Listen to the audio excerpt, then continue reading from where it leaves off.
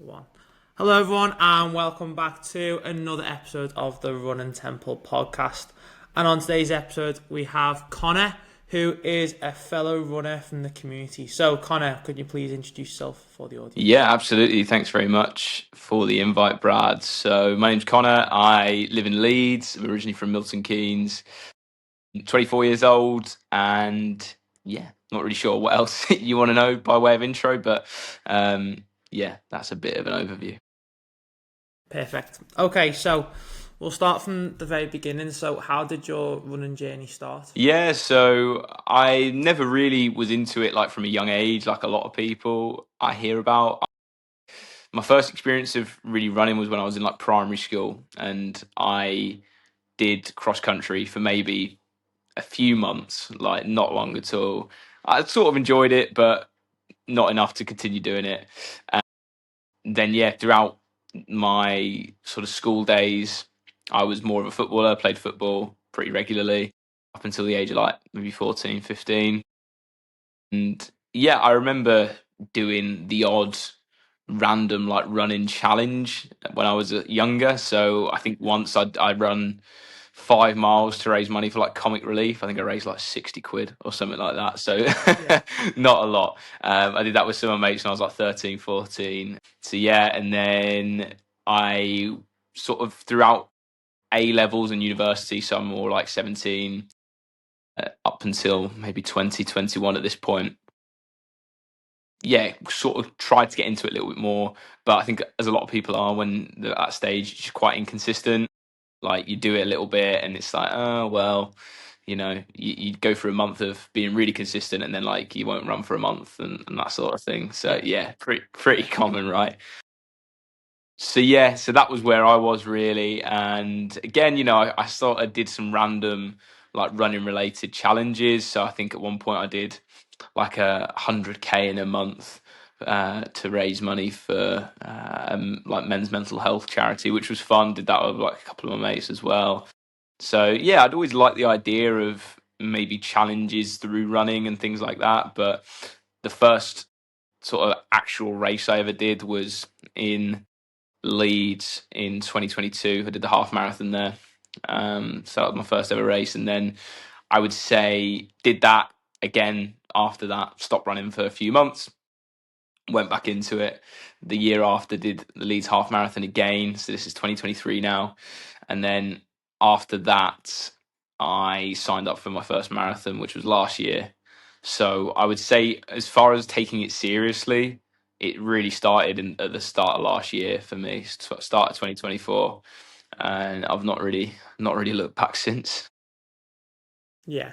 No, nice. It's when I think it's when you do the longer distances that you sort of really get into it and you sort of understand all about running and you get all the shoes and it's that I think that's where it sort of kickstarts your sort of running journey, doesn't it? A lot that those longer distances and you see the crowds at all these races and yeah, it sort of inspires you to keep going really. Yeah, I'd agree with that. I think that's definitely part of it. I remember like the feeling of finishing your first race, and that is just such a cool feeling. So I think when you experience that once, it's like, oh, I want to do that again, and the sense of accomplishment that comes with that. So yeah, I think that's probably what pulled me into it really more than anything is just that feeling of achievement, which was quite nice. I think that's probably what gets a lot of people, like you say.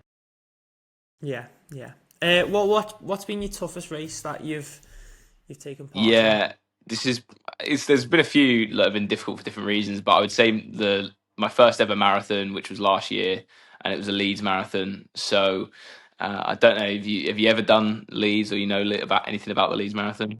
I've done the Leeds The Leeds 10K. 10K. Yeah, Okay, yeah. awesome, awesome. Where was that? Was that through the city centre or? Okay. Yes, yeah, yeah. It was last All summer. right, Yeah, awesome, yeah, nice, mate, nice. So yeah, but the marathon it doesn't really go in the city centre. It just goes up through, like Headingley. I mean, this is going to mean nothing to people who don't know Leeds, but anyway, it goes around the outside of Leeds basically. So it's very hilly. It's a very hilly course, and that was a very warm day as well when I did it. It was it's always in the first sort of weekend of May or second weekend of May, so it's about 20 or so degrees I think when I did it. And yeah, like I say, first marathon, so you never really know what to expect. You never really know what you're getting yourself in for. Went like the first half of it went pretty well, and there's a bit where you get to, I think it's maybe, I don't know, 16, 17 miles, and there is a sheer uphill for about 2 miles when you get out of a place called Otley, which is just outside Leeds. Yeah, it's brutal, and that absolutely just killed me. So the last sort of 10, 15K of that race were horrendous. Like, it's just, that was comfortably and still is today the hardest single thing I've ever done, let alone, run, or, the hardest thing in life, which is quite a privileged position to be in, I guess. But yeah, that was just really took it out of me. So yeah, that was the hardest race I've ever done so far. But again, we're talking just then about the feeling of crossing the line, the feeling of finishing. The feeling I had after finishing that race was just yeah, I can't describe it. Like, it was just such a like amazing mix of emotions of like happiness, relief, exhaustion, like all of it at once. It was such a Yeah, cool yeah, experience, and I think that was when I was just like, all right, cool, I want to do another one then. So yeah. yeah. Wow, that sounds really brutal. I always it's the hills as well, isn't it? That's what gets you, and you've got to, it takes its toll on the body more, and especially in the heat as well. I mean, I really struggle training in the heat because it's just so hot, and you get tired after a few Mm. kilometers. Um, so I can't even imagine what it must have been like for you in the Yeah, marathon. You must have been going it through was. it. Yeah, it was rough, mate. Like I say, I'd done all my training like around Leeds. I live in Leeds, obviously, as I mentioned. So I'd done some of the route as well, like some of the hills. But yeah, nothing can quite prepare you for it. Especially, that's the thing when you run a marathon in spring, like a lot of the ones that you do. And it was the same this year when I did Manchester. You do all your training throughout, the winter months. It's colder, and then suddenly you get a hot day, and you're not prepared for it. Which is why I much prefer autumn marathons. You train throughout summer, it's warmer. Actually, by the time you get to the marathon, it's hopefully a bit cooler. So yeah, that's it's difficult, but yeah, it was fun. It was good. I mean, this year just gone, the Leeds Marathon was even worse. Like, the weather was even harder. It was like the weather was even hotter. I should have said it was about 26 to, I think, 27 degrees, which is insane. Yeah, A couple of my friends did yeah, it, and yeah, it was mad. But yeah. You like to think like the next time it won't be like that. If to sort of try and reassure yourself, you think, right, okay, the next time I run, it's a race, it's not going to be this hot, mm, and it's not going to be this as yeah, hard. that's it. I don't think I'll do it. I intentionally avoid hilly marathons now because of that. Like, I'm just Yeah, scarred off it. yeah, yeah. Yeah. Okay, so have you got any sort of running goals or big running goals that you're sort of aiming towards now, or Yeah, you're mate. focused? The big thing for me at the minute is trying to get a sub 3 marathon in the bag. So Yeah, yeah, the Leeds marathon that I did, that was obviously, as I mentioned, last year in May, and I did that. It was 3:57. I was probably obviously fitter than the 3:57. That was a lot of tax based on the hills and the heat. But yeah, did 3:57. Then did the York Marathon in October last year, and did 3:27. So that was really good. And then the goal wow, since yeah, then has been, I want to try and break that sub 3. So I've had sort of two cracks at it already this year. I did Manchester and Edinburgh this year, which in hindsight, two marathons so close to each other probably wasn't the best idea. But yeah, it's a 3:09 in Manchester and then a 3:07 in Edinburgh. So again, and those days were difficult when it came to weather. So I felt like, again, I was fitter than those times. So yeah, sub 3 is the aim. That's what I've been training for the last, well, since the start of this year, really. And I've got Chicago coming up, which is 3 weeks, or well, it's less than 3 weeks now. It's about 2.5 weeks away. So yeah, this time in 2 weeks, I'll be heading out there. So looking forward to that. wow. You've taken a big chunk off your time since last year. That's really and it does sound like you're sort of on that edge really Mm. of just getting getting over the line for that Yeah, sub 3. hopefully, mate. Yeah, I think that's the yeah. that's the aim, and I think I've got it. I'd like to think I've got it in me. It's just that's the thing with a marathon, isn't it? You train so long for it, and there's uncontrollable factors on the day that you just can't really do anything about, right? So the Yeah, weather is yeah, obviously a big one, and yeah, I've done 4 marathons now, and I've not really raced any of them in like normal weather conditions. As I mentioned, like Leeds was hot. York last year was like torrential rain and wind. Yeah, Manchester this year was the same day as London, so famously very hot days. And then the Edinburgh Marathon was also quite warm, and then there were like 50-mile-an-hour headwinds at the end. So I feel a bit hard done by. But yeah, I'd yeah, like to hope that in normal conditions I've got it in me. But like I say, we'll hopefully see in a couple of weeks' time where I am. yeah, yeah. No, I wish you all the best. I'm sure you will get that Thanks, victory. man. Hope Definitely, so. Hope 100%. so. So what's your sort of favourite go-to post running snack? Yeah, What makes yeah. you rely on Good those? question. I think probably it's maybe a bit basic, but an almond croissant. I really like a Ooh, good baked good. yeah, yeah, So yeah, and you can get really good ones. There's some good cafes around in Leeds. Sometimes it's if I'm just in a rush, I'll get one from Tesco, which is fine. They're all right, but like the proper good cafe ones that you get like a good density on the croissant. That's what I look for, man. So yeah. yeah, that's All my nice. go-to. What about you? What's yours? Yeah. Do you know what I like? It's I said this in the last episode. I like a good like chocolate milkshake. Yes, yeah, yeah. I do have a chocolate Believe it milkshake. or not, it's actually quite good for recovery. And I didn't know that, but I've just gotten into it recently, and it really is Yeah, good. yeah. It does I make you. saw a video about Yeah, it on like Instagram or something, and yeah, it was someone saying like chocolate milk is great for recovery. I was like, don't need to tell me twice. yeah, So yeah, I love yeah. it. That's it. I have a few a day, yeah, and it's just you feel so much better, and you feel like your body's Yeah, healing, yeah, after the yeah. run. So yeah, no, yeah, it's That's a good. good one. Yeah, Yeah, I do have a chocolate yeah, milkshake every now and then. Sometimes I'm just not in the mood for it. Sometimes I have to. You struggle to yeah, stomach it a little bit if you've had a big session. yeah, yeah, Yeah, yeah. No, definitely. Yeah.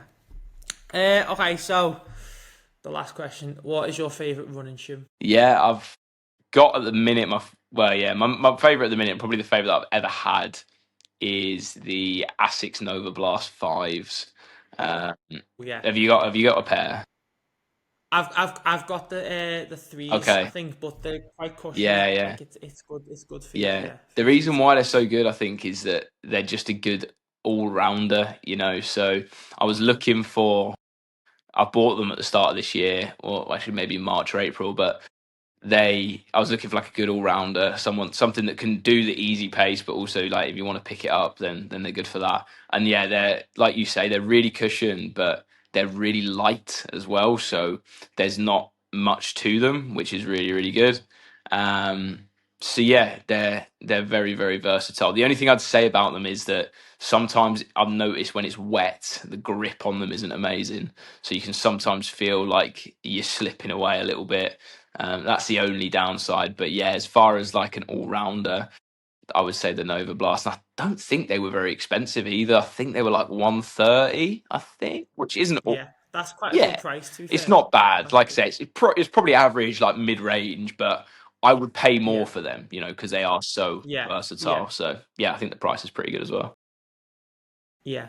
Do you race? Do you have different shoes that you race in to what you Yeah, train in? so my race shoe is the Alpha Fly 3 at the minute, which is Yeah. yeah, I think that's probably the goat in it. I don't know. What about you? What are you racing?